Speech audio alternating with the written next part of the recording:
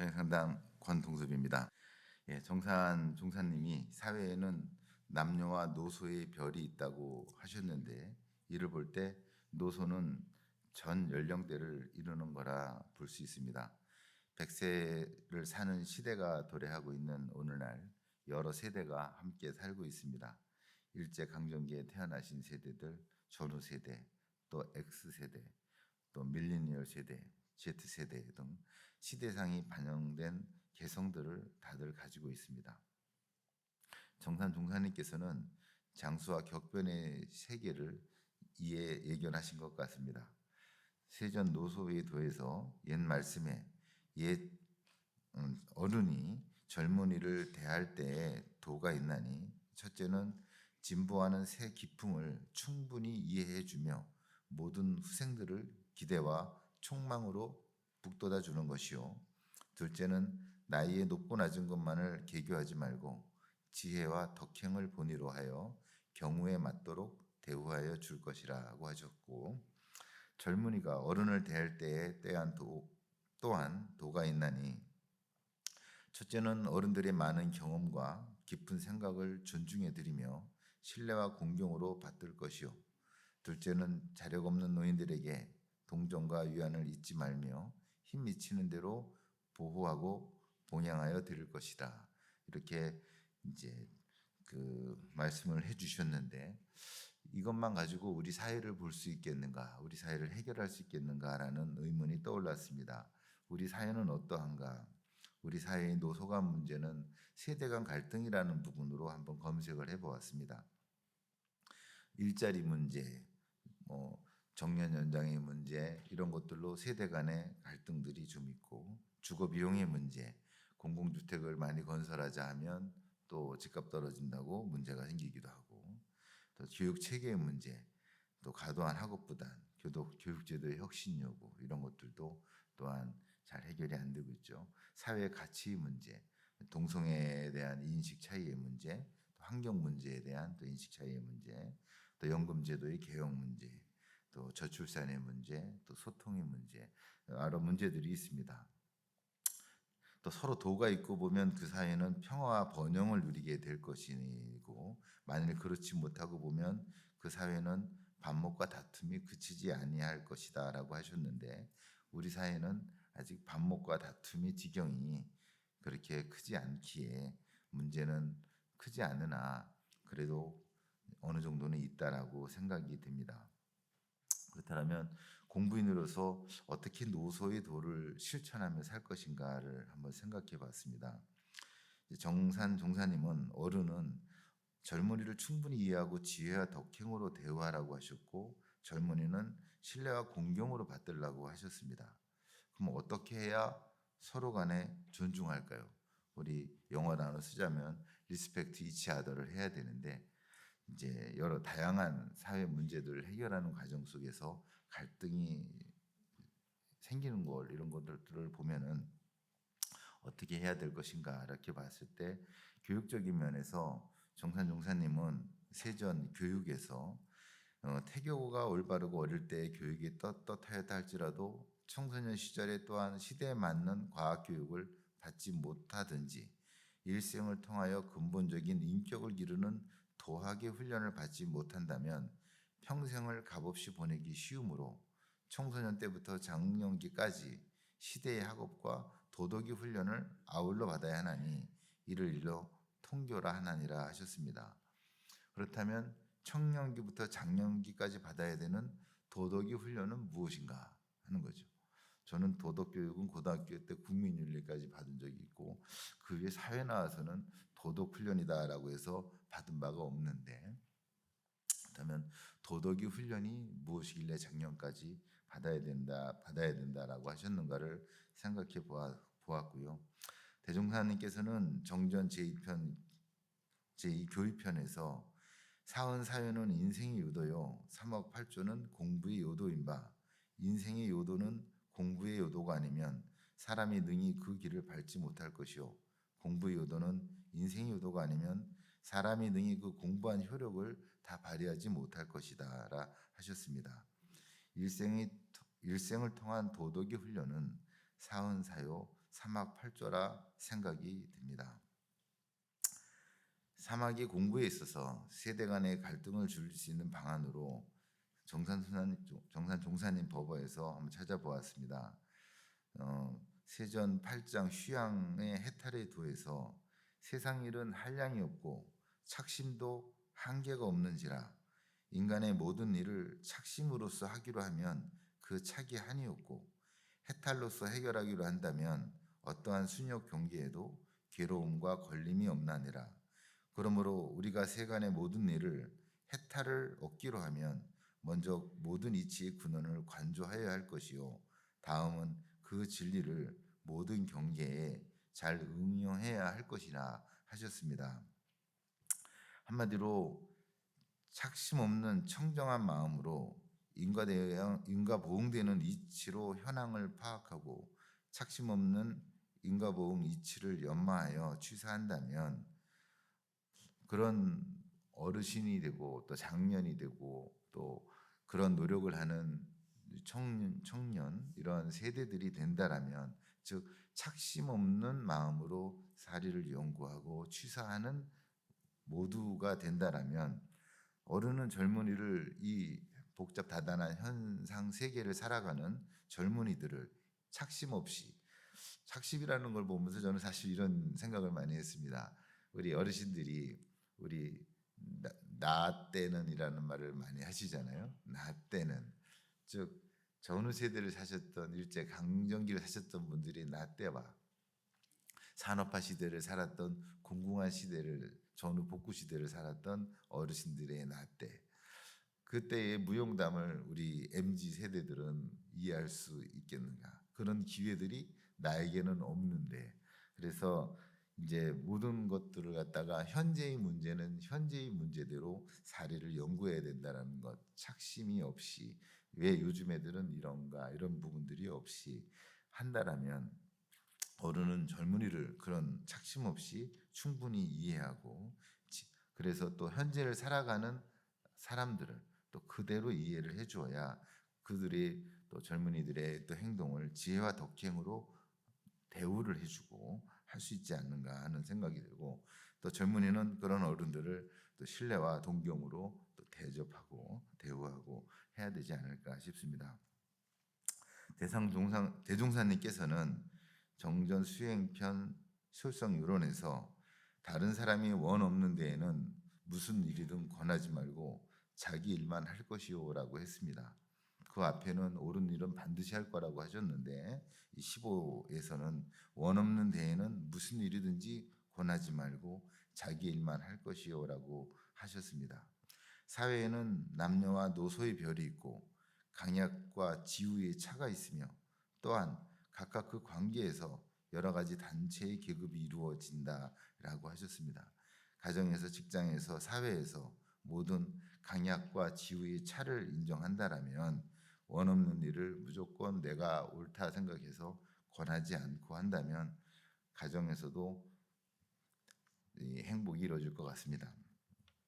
우리 아이들한테 뭐라고 자꾸 시키니까 반항하잖아요. 그래서 이제 그런 지우의 차를 또 강약의 차를 인정해서 해야 된다라는 생각이 듭니다. 그래서 이제 이 노소의 도를 공부 조금 하면서 이제 저는 착심 없는 또 누구나 가지고 있는 연령대와 또 살아온 연륜으로 가진 착심들을 버리고 있는 대로의 현상을 파악해서 취사해 나가는 그런 공부들이 이제 우리 사회를 이제 좀 더 그 화합하는 사회로 만드는 것이 아닌가 하는 생각이 들었습니다. 따라서 많은 분들이 이 법문에 들어 같이 우리 공부를 해서 밝은 세상을 만들면 좋겠습니다. 이상 경강을 마치겠습니다.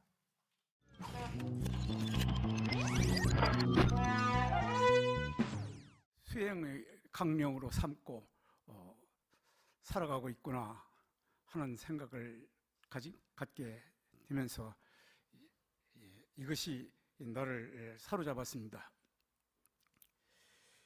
3일간의 교리 강습을 통해서 원불교에 대해서 개략적으로 이해하게 되었고 원불교가 매력적으로 또 신선하게 이렇게 느껴져서 원불교에 바로 입교를 하고 광준이라는 법명도 받게 되었습니다. 예, 당시 전주교당에는 박직원 주임 교무님과 양혜경 부교무님이 계셨는데, 박직원 주임 교무님은 교리가 해박하시고 또 설교가 명료하셨으며, 양혜경 부교무님은 인화력과 친화력이 출중하셨습니다. 학생회는 토요일 오후에 별도로 법회를 보았는데, 학생회를 담임하신 양혜경 부교무님은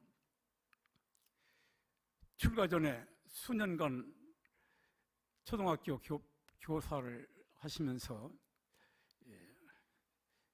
하셨는데 아주 명필이셨어요. 그래서 이 학생 법회 시간에 설교를 하는데 이동 칠판을 앞에 놓으시고 학교 선생님과 같이 백목으로 글씨를 쓰면서 교리를 설명을 해 주셨습니다.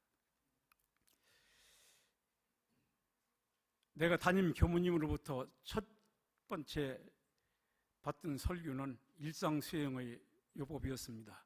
그리하여 일상수행의 요법이 나를 더욱 심취하게 했습니다.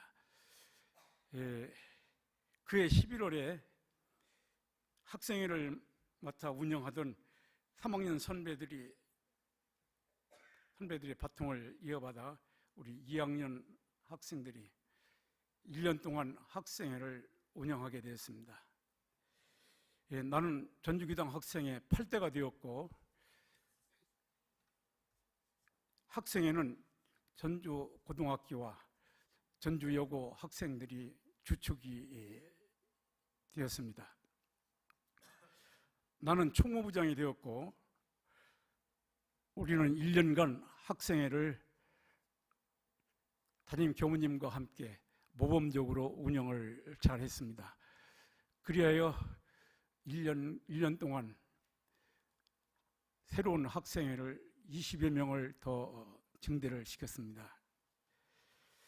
나는 우리 교리가 너무나 좋아서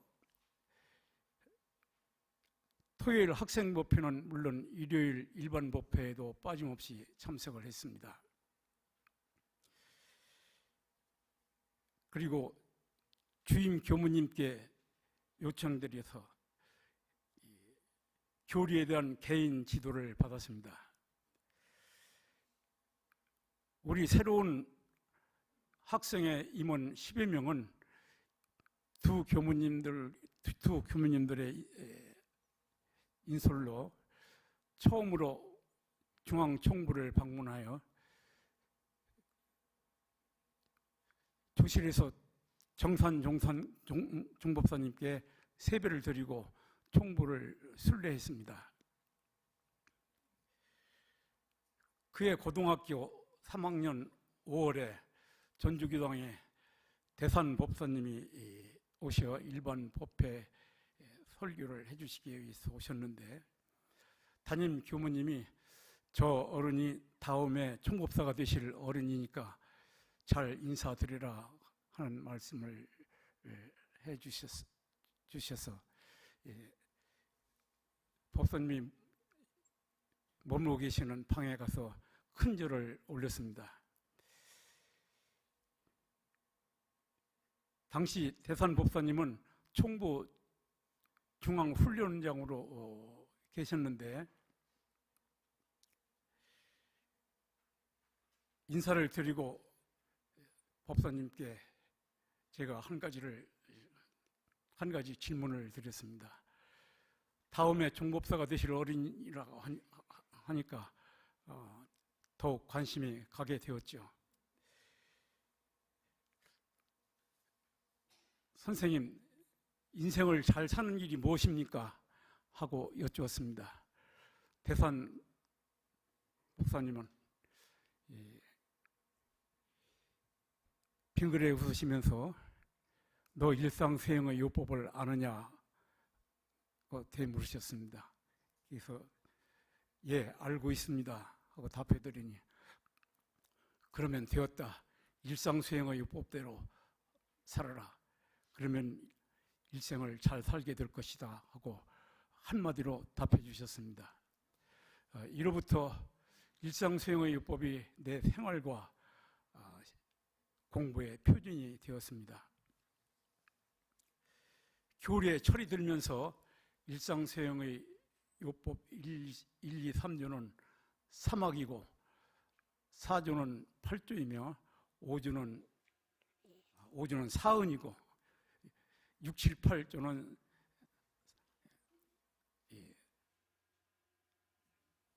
사요임을 알게 됐습니다.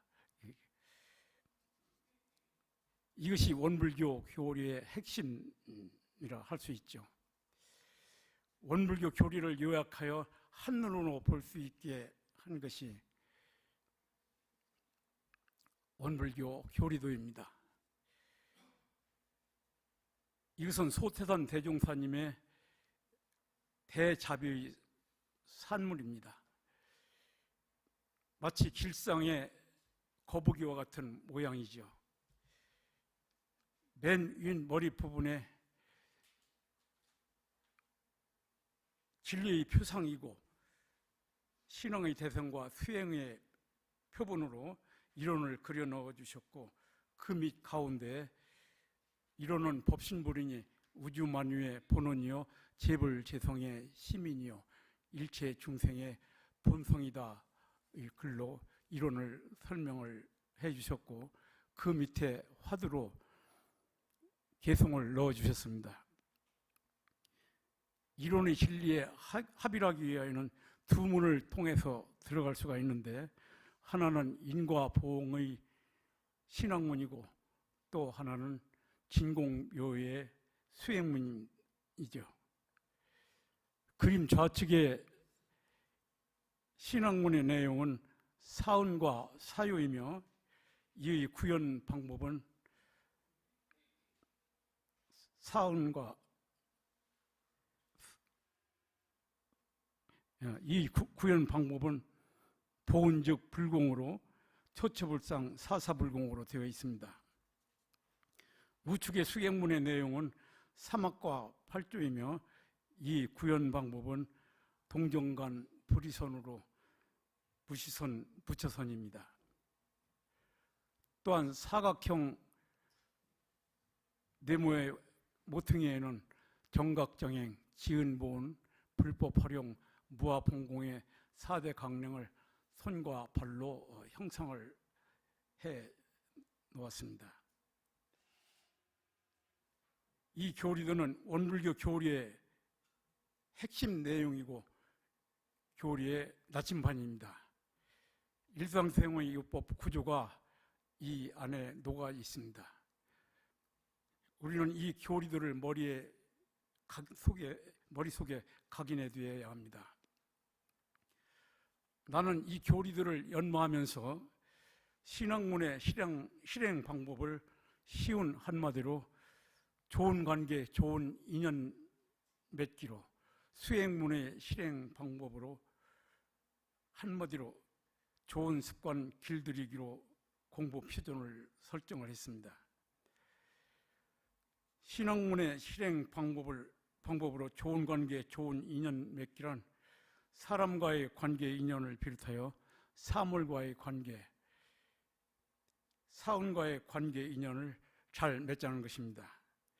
좋은 관계, 좋은 인연을 맺기를 잘하면 사은의 은혜에 보은하게 되고 불궁하는 길이 될 것입니다. 결국 좋은 관계, 좋은 인연 맺기를 잘하면 상생의 선연을 이루고 은혜를 생산하며 복이 족족한 행복한 생활을 이룰 것입니다. 오늘날 세계 인류 4대 위기인 기후변화, 자원고갈, 핵무기, 불평등의 문제도 사은사상으로 접목하여 이를 슬기롭게 또 은혜롭게 해결해야 합니다. 다음으로 수행문의 실행 방법으로 좋은 습관 길들이기입니다. 수행은 습관이라 할 수 있습니다. 좋은 습관을 길들여 놓으면 좋은 인격을 형성하고 운명을 바꾸어 놓을 수 있으며 사막팔주 수행을 잘하여 지혜가 족족한 행복한 생활을 이룰 것입니다. 나아가 공덕을 쌓는 길이 될 것입니다. 오늘날 최첨단의 과학 문명이 쏟아내는 정보통신, 인공지능 AI, 그리고 로봇, 드론, 레이저 무기, 로켓 및 우주 개발 등이 인류의 문명과 문화를 획기적으로 변화를 시켜나가고 있습니다. 가히 물질 개벽이 눈부시게 펼쳐나가고 있습니다. 이에 그치지 않고 더 개발해 나갈 것입니다. 이것들을 수행문과 연결하여 사막과 팔조 공부로 접목을 잘하여 물질 본위의 노예 생활을 벗어나야 합니다.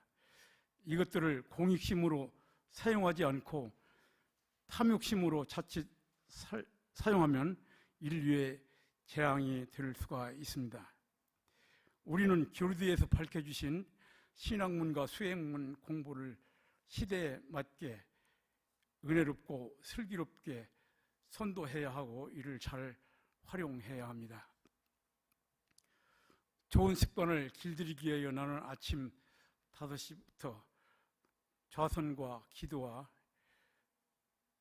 요가 체조, 교전 공부 등으로 일과에서 등력하기를 힘쓰고 생활하고 있습니다. 우리 교도의 사종 의무 가운데 가장 중요한 것이 법회 출석이라고 봅니다. 법회 출석만 잘하면 나머지 의무는 부수적으로 따라옵니다. 나는 입교부터 법회 출석을 신앙과 수행의 가장 중요한 실천 덕목으로 삼고 서원을 세웠습니다.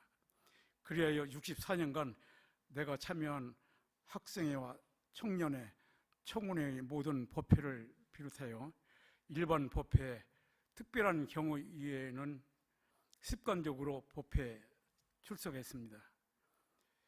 이렇게 법회 출석에 서원을 세워놓으니까 감사하게도 여러 가지 일들이 비켜주더라고요. 법회날에 소중한 법문을 받들고 영생의 도반들과 선지식님들을 만나 서로 교류함이 큰 즐거움이요 행복입니다. 좋은 습관을 길들여 놓으면 이것이 가장 편안한 길이 됩니다. 그리고 내 생으로 쉽게 이어지는 길이라 생각합니다. 나는 여생을 좋은 관계, 좋은 인연 맺기, 좋은 습관 길들이기, 지혜 닦기, 공덕 쌓기에 더욱 정성을 기울여 나갈까 합니다. 끝으로 나태주 시인의 시 한 구절을 낭독하며 마칠까 합니다. 하늘 아래 내가 받은 가장 커다란 선물은 오늘입니다. 오늘 받은 선물 가운데서도 가장 아름다운 선물은 당신입니다. 당신 나지막한 목소리와 웃는 얼굴, 콧노래 한 구절이면 한아름 바다를 아는 듯한 기쁨이겠습니다. 감사합니다.